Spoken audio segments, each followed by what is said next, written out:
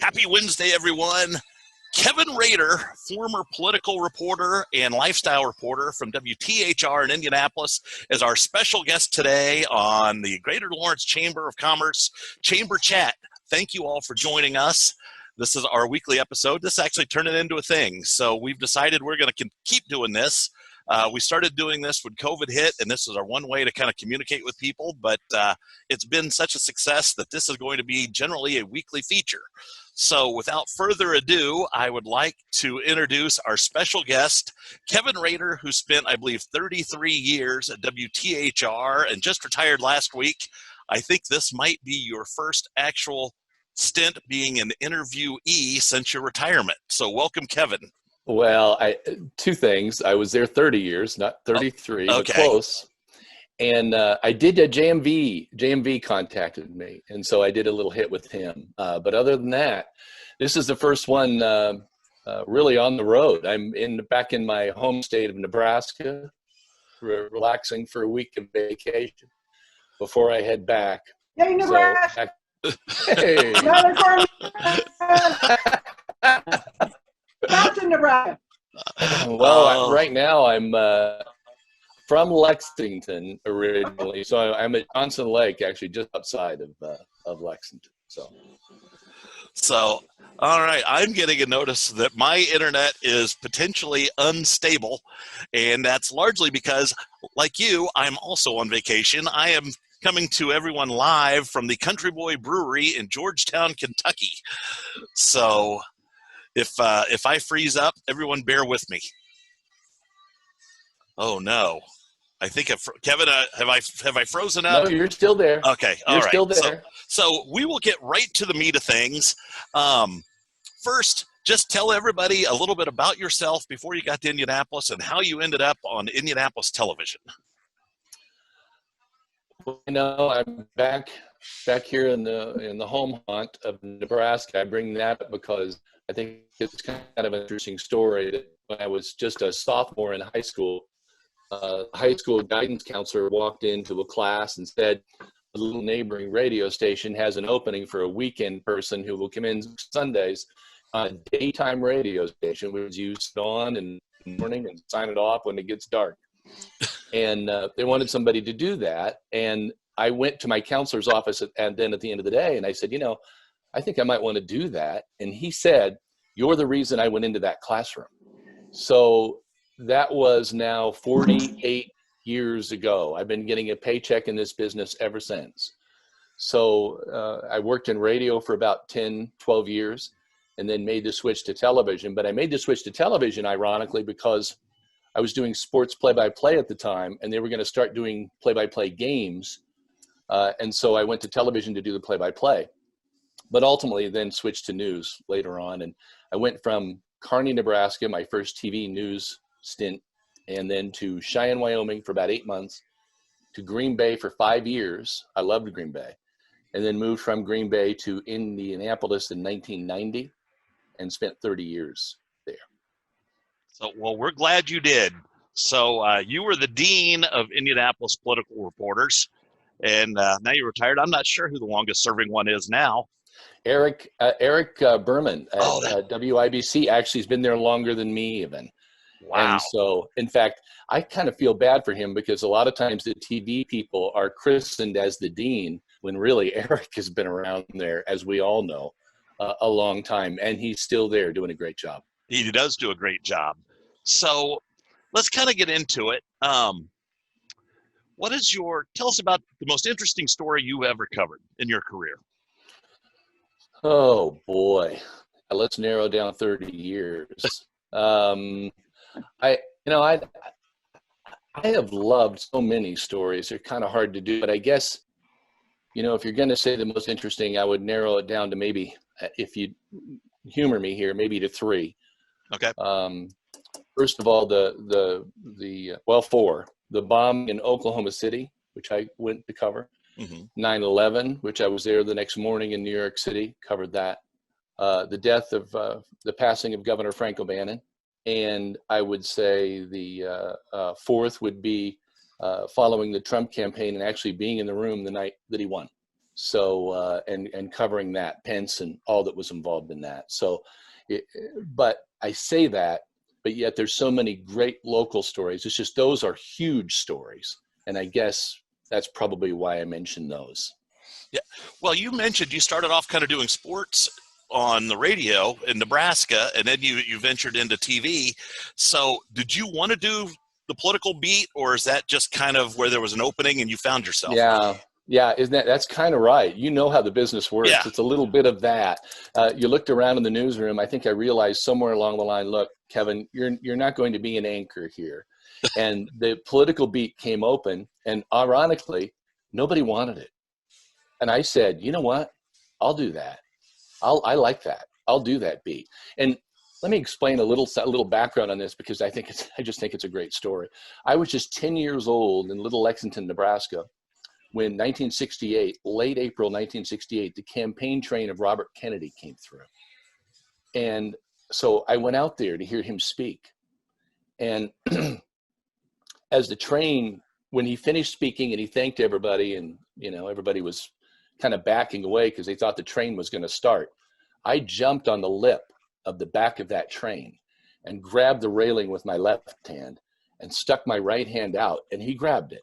And we were shaking hands, and then I wouldn't let go. I just would not let go of his hand. And 3 times he says to me, let go, let go. And the 3rd time he kind of turned around and looked at Ethel like, oh my gosh, am I going to have to pull this run onto this train? He was scared that something was going to happen. But as soon as the train started to move, I jumped off. And so, but I've always thought about that time, because a little over a month later, he was assassinated.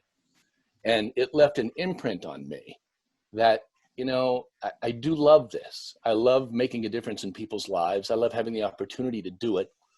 And so when the State House thing opened up, I said, yes, in a heartbeat. It just seemed like, I've often said that this business picked me. Maybe this job picked me. It just seemed like everything was kind of, I don't want to say destined or manifest destiny, but it just kind of seemed like I was in the right place at the right time. Maybe that's the best way to put it. It's funny you would say that. A little known Brad fun fact, I was kind of at the Kennedy King speech there in downtown Indianapolis. My mom was oh my gosh. She was 5 months pregnant with me, and my parents were there. And so that was probably my first introduction to politics. So it's funny how those things stick. Obviously, I have no memory, but I might eventually be the longest living person who was ever there. I thought we had a bigger scoop there for a second. No, not quite. So this is kind of a twofold question. What story has had the biggest impact on you, and what story do you think has had the biggest impact on your viewers? Oh, no, that's, I don't know. I can tell you there's been so many stories that have touched me while I did them. And, many times, I would hate to say this, but when you're writing and you're doing them, I always felt if I didn't feel anything, I've done something wrong. Mm-hmm. And I would go back and rewrite it, even if you're on deadline, because I always felt like, I want somebody to watch this and feel something. And I think I put it in my note when I retired that there were stories that I remember. And there was one when I'd been at 13. I hadn't even been there that long. So it's been almost 30 years ago now. It's left that kind of an imprint on me, about a little girl, and I think she's about 10 or 11, in Indianapolis, who convinced her mom that she should be able at that age to go across the street and get a pop at this filling station. And she just really wanted to do it. And she finally convinced her mom one day that they could do it. And she said she would also take her younger sister with her. And so mom called over to the filling station and said, can you see them? I can't, I've lost a view of them. Can you see them? And the person at the store said, yes, I see them. They're right here. They're going to be fine. And they stepped out on the road and didn't make it. And I have never, ever forgotten that story. There's something about it that just hits you. And I don't know why that one does. I've covered so many tragic stories. I could go on and on and on with tragic stories that truly have touched me. But for some reason, that one has always stuck with me. And so that's the answer to that part. The other part about, I can't answer what the viewers may have liked or not liked. I've been fortunate, and some stories have been honored nationally, and I love those stories. I love all of them. That's like if somebody asks, what's your favorite story? And I say to myself, it's the one I'm working on. And it's hard to, maybe for some people to understand that, but at the time when I'm working on them, they're so important to me that I just kind of zoom in on them. And I have a one-track mind at that point. So I don't know if that answers your question, but that's as good a shot as you're going to get out of me today, I think. No, I kind of like retired Kevin. So as your career progressed, how much leeway or input did you have on what stories you covered, or were you by and large handed a story and said, you need to be here today? Well, that kind of depended on the news of the day. When newsrooms start, at least television newsroom ours, you go in the morning, you had to have 3 ideas every day. Mm-hmm. And you would pitch 3 ideas. If they liked them, they would pick from one of them. If they didn't like them, then you knew they were picking for you. You didn't want that to happen. You wanted to pick one of your ideas. And so that's a little bit of both. Some days you win, some days you lose. So some days it's your stories. But I will say toward the end, and probably the last couple of years, I think they trusted me enough to know that they were going to like what I was going to do. And so I think I was fortunate in the last few years to get to that rare point in television where you would able to say, here's what I want to work on today. And they would go do it. So, well, and I've noticed as your career progressed, you seem to do more human interest stories, even in political season or if the legislature was in session. So I figured that probably came from, as you said, you'd come in every morning and have one of your 3. They'd say, yeah, go ahead and do it. So what is it that interests you, both politically and non-politically? People. People. That's an easy answer for me. I truly love meeting people. I love being able to tell their stories. I love the fact that they might trust me to tell their stories and open up. There have been some amazing things, like the one story that I think of that comes to mind is The Gift. And when a mom and dad, I saw online that they had found a videotape of their son who had died 5 years earlier of a drug overdose. And it was a baseball game, but they had never watched it. Now that sounds simple, but I texted them immediately and said, I know this is an intrusion and I sincerely apologize for this, but can we come over and watch that with you? And they said yes. That story was named the top sports story in America. And you just don't get those kinds of opportunities unless people are willing to open up and share them with you and take a risk. And I've always thought I've wanted to reward that risk. I wanted them to be able to look at that story and say, yes, he got it right. Oh, that's fantastic. So I want to shift gears a little bit. Obviously, in your career, journalism has changed a lot. When you first got started, it was print, and then probably radio, and then probably television in that order that was of importance. And that shifted to where print is now almost a non-factor. Radio is a minor factor. Television is still probably predominant. But you have the emergence of all these online sources and citizen journalism. What does the future journalism look like? 24 hours a day, nonstop, constant. And it's not, I guess the jury's still out, for me anyway, as to whether that's good or bad. And the only reason I say that is obviously anytime light is let in, it's a good thing. So that's the positive part about it. What I worry about is you lose perspective. You lose a chance to put something in proper perspective and say, you know what, let's take a step back here and look at the big picture here. And I worry about that.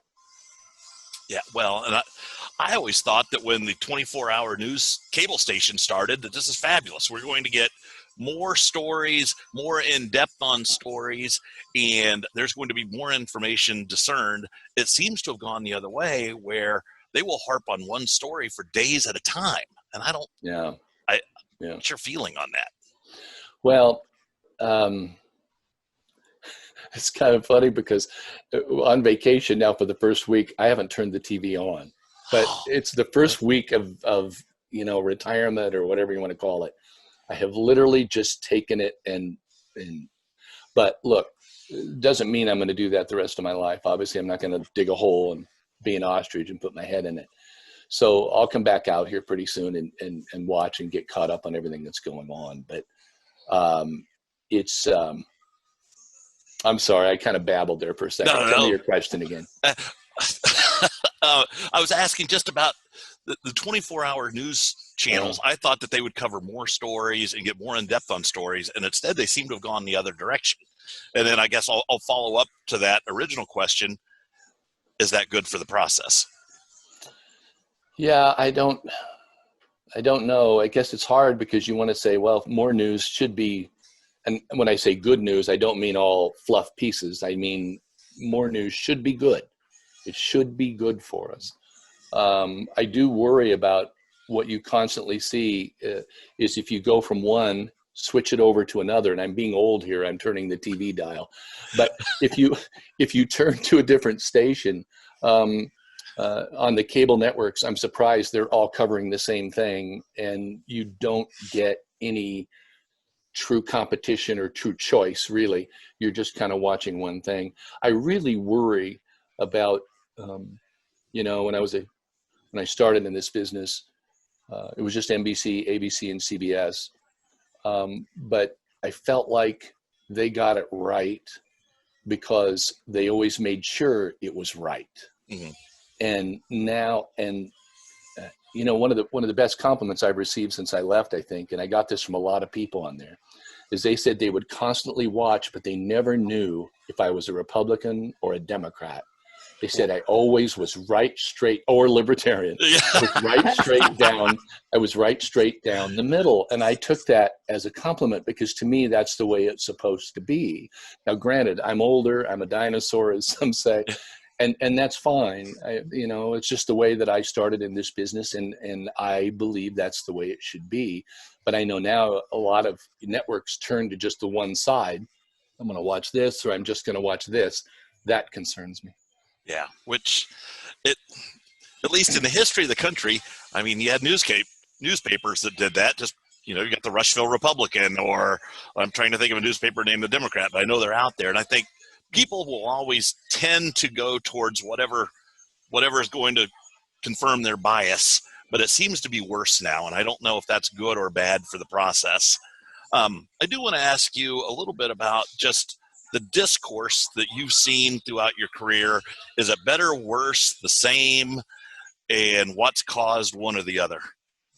I think I've been real fortunate in covering, for the most part, local politics, and by local I mean state politics, because I still don't believe that Indiana, and I don't know about other states, but I'll speak only for Indiana, that it's as bad here as it is maybe in Washington. I feel like in Washington, it's definitely a new day. It's definitely your way, my way, or the highway. And it's still that way a little bit in Indiana because you have such an overwhelming majority of Republicans elected. But I don't believe in personal interaction it's that way.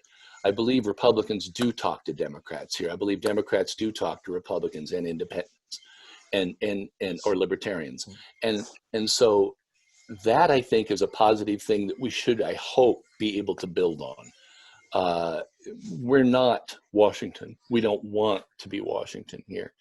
And I remember when I was standing in front of the State House when the governor snuck up on me and gave me the Sagamore, the Wabash. And the station asked me about what I enjoyed about covering the State House. And I said, Indiana is worth fighting for, and this is where you fight for it. And that is worth covering. I've always liked that.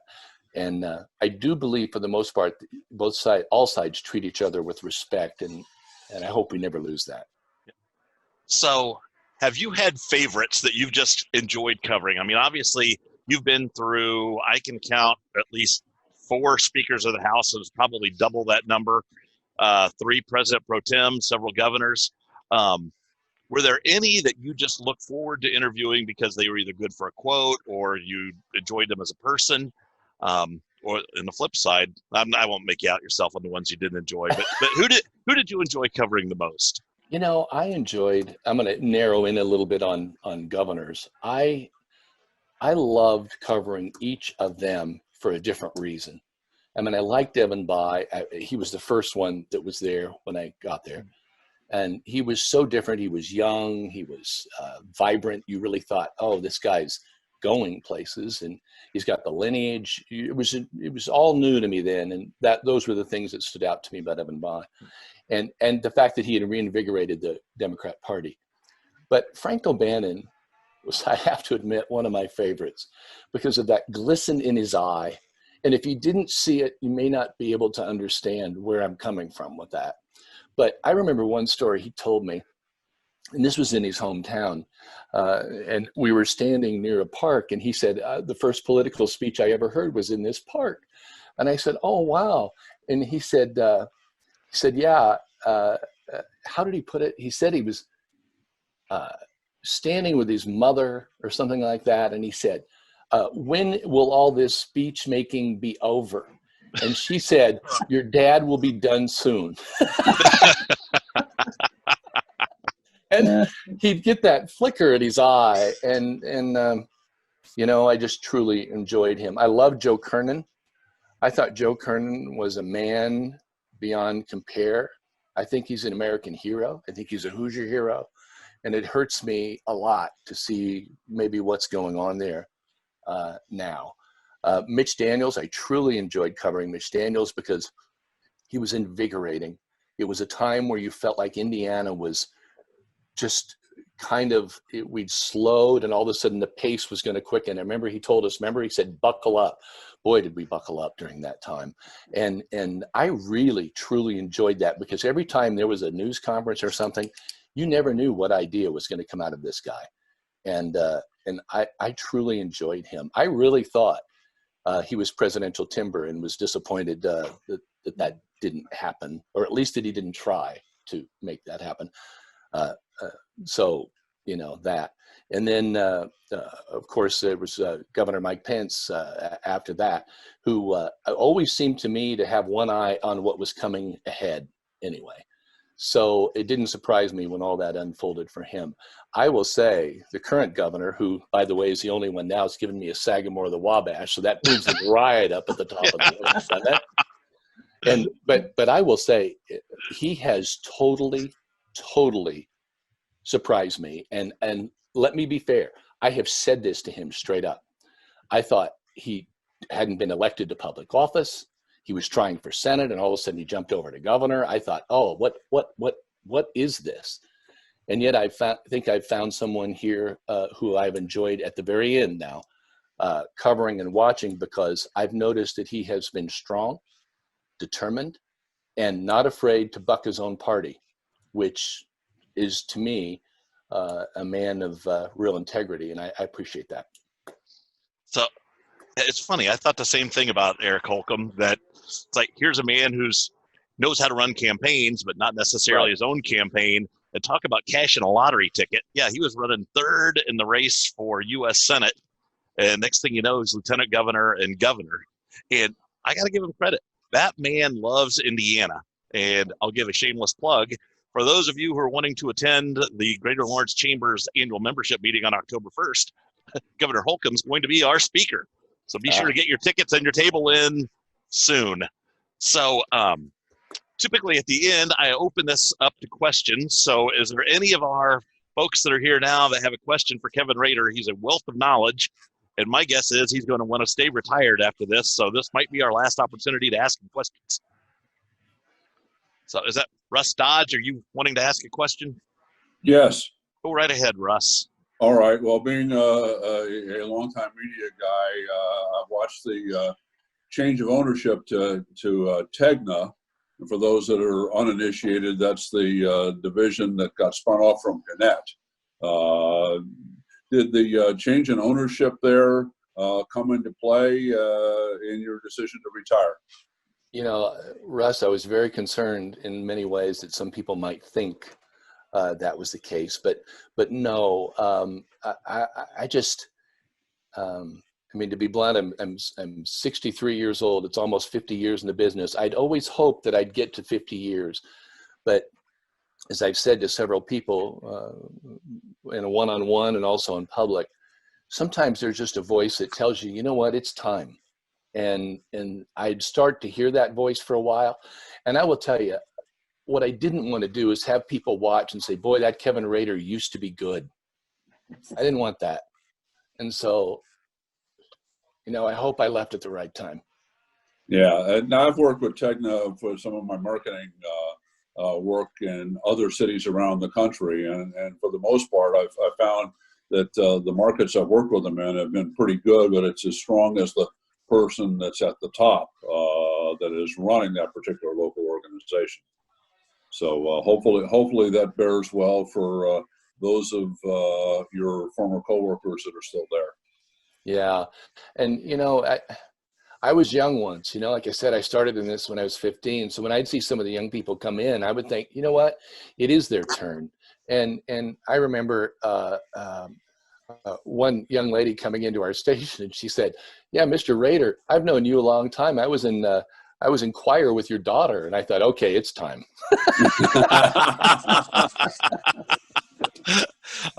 Adam Hoffer, I know you had a question as well. Yes. Just kind of playing off of a bit of that comment prior, what are your thoughts, or how do you feel about the next generation, new generation of journalists that are coming into that industry? What are your thoughts on that? How do you feel that they are equipped or ill-equipped in some cases to deal with the 24-hour news coverage and how that's looking nowadays, especially with our new current social media trendings? Yeah, Adam, you know, it's a great question, but let me say, I think if someone is ill prepared for today's 24-hour and everything, it's probably me more than them. They have grown up with this. They jump in there, they go, they text, they Twitter, they know how to get the pictures up quick. Look, I'm sitting there looking at doing this. I mean, it's like, I just think they are better equipped, truly, in many ways, than I am. And I guess that goes back to part of what I said earlier when you say, you know, get caught up with the bosses going, no, we can't send Rader because he doesn't even know how to get a Twitter deal out. And so I watch with kind of amazement at all they're able to do, because think about it. Now they're shooting their own stories. They're editing their own stories. They're getting them on the web. They're taking still pictures. They're taking video with their own cameras, and they're lining up their own stories. I mean, you know, I guess in many ways, I hate to say this because it does show how old I am. I feel like I was almost there in the golden years, especially at Channel 13, because of the way we were able to do stories. But I had a photographer. I was able to always go out and, you know, concentrate just on what I was doing, not all this other stuff that I knew that they have to do now. So I think they are more equipped for the 24-hour cycle than I would ever be. I have a question. Go ahead. Okay. Being a fellow Husker, so being gone from Nebraska, what did you miss the most? And I know you've been only back for a week, so what are you kind of appreciating now that you didn't maybe appreciate when you were there and when you were younger? Oh, you know, it's hard for me to say. It's like the old saying, I may have left Nebraska, but Nebraska's never left me. And I love being home. And I say that, I think if you saw something, when I originally posted my retirement message, I said a line at the end, and I truly mean this.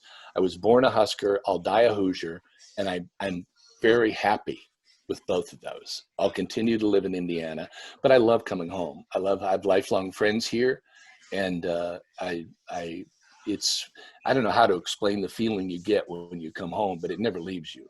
And I love it. I love it here at home. I had a runza the other day. You're the only one in this panel who knows what a runza is. So, Absolutely. Can you enlighten us, the rest of us, on a runza? I'll let Pam. You could probably describe it better than me. Yeah, we've had lots of practice trying to describe runzas. Actually, runza is a fast food restaurant. It's like a McDonald's. It's like a Burger King. Runza is also a specific sandwich. The best way to describe it is like a Hot Pocket. It actually has hamburger and cabbage and spices in it. But it is Nebraska. The only restaurants, they're all over Nebraska. There's a couple in Colorado, one in Kansas, and maybe one in Iowa. Pam, I didn't know that. Maybe I could bring a runza. Maybe I can open up a runza in Indiana. We need it. I thought it was just Nebraska. I didn't know that. No, there used to be one in Kansas City, and that one closed, but there's still one in Lawrence where KU is. Okay. But yeah, so runzas, when you talk to Nebraska, and I agree with you, is that us Huskers, it never comes out of it. It just doesn't. It's something about that place. Yeah. So, Kevin, I don't want to take up a whole lot of your time since you're retired and all. But obviously, you've had several chapters to the book of your life. What are the next chapters going to entail? Well, it's one of the things we were talking about a little bit ago, and I'm wearing the hat here, but we've started Rader Media and Marketing, and part of what's in that umbrella business is two things. Only in Indiana, OII. I've done those for about the last 15 years at Channel 13, and they've been kind enough to let me take the brand. So it will go with me, and I will continue to do those stories and post them on my own time, and not as often, not every day, not every week. But when I see a story that I want to do, I'm still going to do it, and it's going to be under Only in Indiana. And then I'm going to write more of kind of along the fiction genre as well, which I've always wanted to do. And on that one, we call that one Tales from Auburn Creek. It's a little bit kind of like a Garrison Keillor maybe, although I don't want to imply that I'm as talented as Garrison Keillor, but I'll enjoy writing a little bit that way as well. So right now, that's where we're leaning. Very nice. Well, Kevin Rader, formerly of Channel 13, enjoy your retirement. Thank you very much for joining us here in Lawrence and beyond. We wish you the best of luck in whatever your career is, and hopefully you and I cross paths again at some point in the future. I would like that. Very good. So I also would like to thank, I'll pan out Country Boy Brewing here in Georgetown, Kentucky, for letting me steal their Wi-Fi and giving me a very awesome beer. Also, for those of you in the Greater Lawrence Chamber, keep in mind, tonight we still have our cruise in on Lawton Loop. So be sure to join us for that. That's every Wednesday from 5 to 8 p.m., weather permitting. It should be a little warm but gorgeous. Porter Books and Bread will be there selling sandwiches and beverages. And then we will not be doing a chamber chat next Wednesday because I will be returning from vacation. But in 2 weeks, we have Judy Byron from Arts for Lawrence is going to join us. So we'll be talking about the arts community in Lawrence. And as I said, be sure to be signing up for the golf outing on September 8th out at the Fort Golf Resort, and also be getting your tables reserved for our membership luncheon on October 1st with Governor Eric Holcomb. So thank you all who joined us today. Kevin, thank you again very much. I will edit this down, and we'll have this posted here the next 24 hours or so. So y'all have a great day. Take care and enjoy. Thank you.